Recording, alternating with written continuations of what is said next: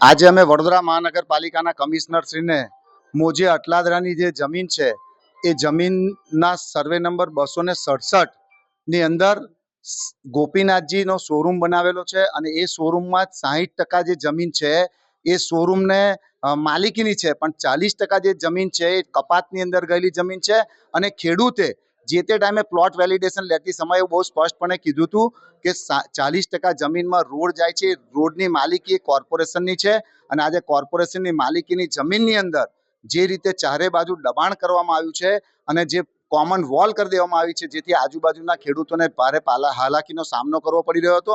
એટલે આજે અમે કમિશનર સાહેબને મળવા આવ્યા. કમિશનર સાહેબે તમામ કાગળો જોઈ અને એવું કીધું છે કે હું વહેલામાં વહેલી તકે આની અંદર જેટલું પણ ન્યાયિક જલ્દી થશે એટલું જલ્દી કરીને ખેડૂતોને ન્યાય અપાઈશ.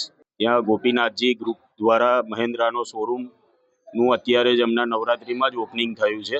તો એ લોકોએ જ્યારે બિલ્ડિંગ બનાવ્યું ત્યારે 40% જગ્યા કપાત કરીને કોર્પોરેશનમાં એફિડેવિટ કરીને આપેલું છે, પણ અત્યારે હાલમાં એ લોકોએ ત્યાં કમ્પાઉન્ડ વોલ, પાક્કી કમ્પાઉન્ડ વોલ મારી દીધી છે અને એ રસ્તો એ લોકોએ બંધ કરી દીધો છે 18 મીટરનો.